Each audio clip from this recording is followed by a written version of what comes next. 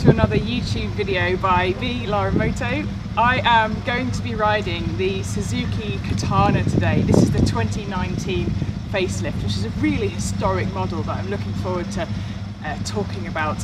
So if you're new here, why not consider subscribing to my Acceleration Nation? Just click on that subscribe button and that bell. And if you're coming back, thank you so much for coming back.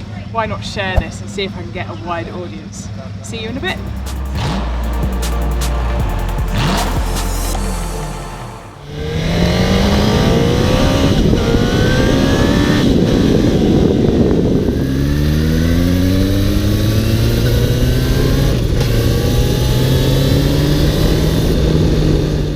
The Suzuki Katana. What an absolute icon of the 1980s. I do a quick car park test before I take any new bike out. You know, just leave it there and see who turns up to talk to me. And so many people came to say, I remember the Katana, I remember the looks of the Katana, I've got a mate with the Katana, or I've got one back in the garage. It really inspires a lot of retrospective memories of the 80s. This revised uplift model really brings back the design that revolutionised in 1982. It really captures such an iconic look, and that's why it passes the car park test, because yes, it's a demonstrator and I'm fapping around my camera, but people want to talk about it because there's always a story to tell about the Katana. The other bit that's amusing is that it's called a Katana. People know what it means. It's like the Hayabusa. The Katana, it evokes a lot of emotion and passion, and it's got its own personality, it has its own identity, and Suzuki have done a great job of bringing it back to life. That rectangular LED at the front, complemented by quite a blocky square frontage that angles right over the front of those bars, through the fairing and through the tank to the rear. It's a German design that really made the Katana look so different, just as much as it did in the 80s, and very much does so now. If you Google motorbike design from the early 1980s, you get quite a lot of generic images of fairly naked bikes with a classic rounded headlight. You've got good visibility of the suspension system right to the wheels, but there's nothing drastically different about the fairing. But then you can spot a Katana in that Google image search because you can immediately see its angled profile and its long stretched looks that I think really makes it stand out. One of the biggest draws for me for the Katana is just how long it looks. The really angled, sharp front takes your eye all the way from the front wheel, across the fairing, over the tank, and to that rear seat unit. And then the slightly controversial rear Scorpion mudguard makes it feel even longer. Suzuki have fitted this Katana with the Gsx-R 1000 engine, which is the K5 variant. It's an inline 4, which usually means high revving top end power, but Suzuki have slightly engineered it differently and given it a longer stroke, which has basically meant you've got a lot more mid-range, linear, steady application of torque. And I certainly found that when I was riding. It rolled on in pretty much any gear, like you can cut about in 6th if you wanted to, and there was plenty of power available, and it had that perfect punch just to overtake cars or enjoy some carving roads.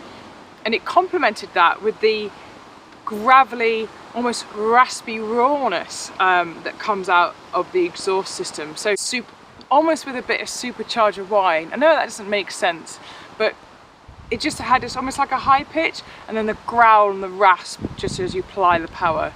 It's certainly a very rewarding feeling, and you enjoy the fact that you enjoy the noise that comes out of it.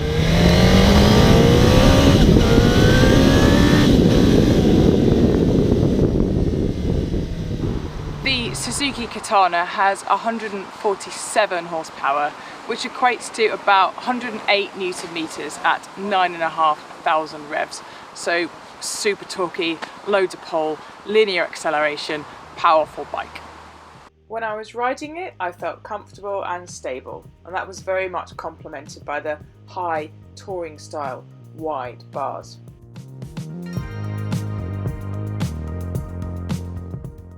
I think I would have liked to have ridden it with clip-ons for a better reflection of what the original bike felt like, but the touring bars are pretty good.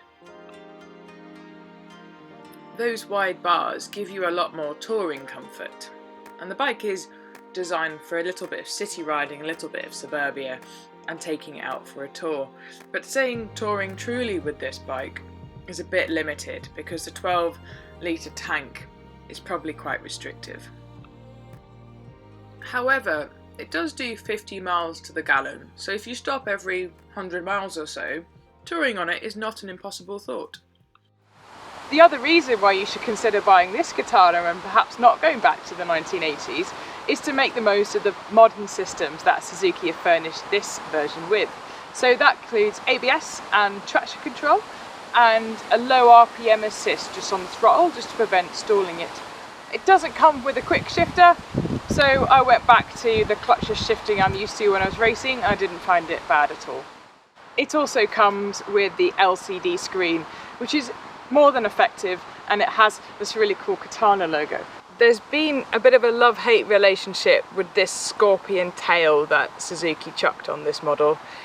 I quite like it because I think it adds to the overall length of the bike. What you can also do to add to the looks is buy Suzuki's Samurai kit, which includes carbon fibre for everything and these lovely decals just to go around the rim, amongst other couple of items that you can find online. And whilst I'm here, we might as well talk about the suspension. The rear is only adjustable in terms of rebound and preload, but the front has all the fully adjustment capability that you'd expect. Also buy the Katana in essentially black or silver. Some people prefer the silver traditional style, and there's been a lot of copies of the blue Team Classic Suzuki Katanas, which also looks particularly vibrant, which I think makes this bike stand out. I'm a big fan of the silver one. You can also get lowering kits for the Katana. I have a 33 inside leg and I'm about 11 stone, 70 kilograms, and I found my feet really planted on the ground. So it's already quite a versatile height as it sits at the moment. I'm really enjoying the styling of this bike. I like the rectangular front light. It's exactly on point with the original version. I like the token windshield here and the black, and I like how it blends so well with the tank and then through the fairing and then through to the rear seat. It's just a great retro 1980s icon, and I'm so glad it's been brought back to life. They put a cracking engine in it. The Gsx-R are entirely reliable. The long stroke makes it versatile, a good mid-engine torquey motorbike, and that gravelly response is absolutely lovely. And I've enjoyed the wide bars. I feel like I'm slightly forward. I'd probably like clip-ons, but you can't do that with this fairing design. But I've got plenty of steering, plenty of leverage, plenty of flow into those corners, and you know, it probably is quite comfortable a bit longer distance. The rear suspension, I don't know, I found that a bit stiff. I could do with more feel at the front. I found it a bit solid for my riding style, but again, the adjustments are there. It's a great throwback to some fond memories of the 80s that I unfortunately don't share. But for those of you who know, you know your Katanas. And there's so many people reinvigorating the original versions that's what makes this one so much more special. And it's a revolution now. It's a retro revolution, but it certainly is one. You're going to buy this bike because you want to have that kind of a bit of retro 80s fun. And you're going to do it with new technology that makes you safer on the road. So why wouldn't you want one? Fowlers will certainly sort you out. And thank you very much, Fowlers, for letting me ride it. That is my review finished. Thank you 1,000 times for watching. I hope you've really enjoyed my interpretation of the Katana and what this badge means. I'm hoping to do a like-for-like comparison with one of my friends who's reinvigorated one of the original models, so it'd be great to compare and contrast the two. Thank you so much for watching. If you're new here, why not subscribe to my rides and join the Acceleration Nation? Click on that subscribe button and ring that bell. And if you're back, well, thanks for coming back. Thanks for coming with me on this journey. See if you can share it and see how far this will take us.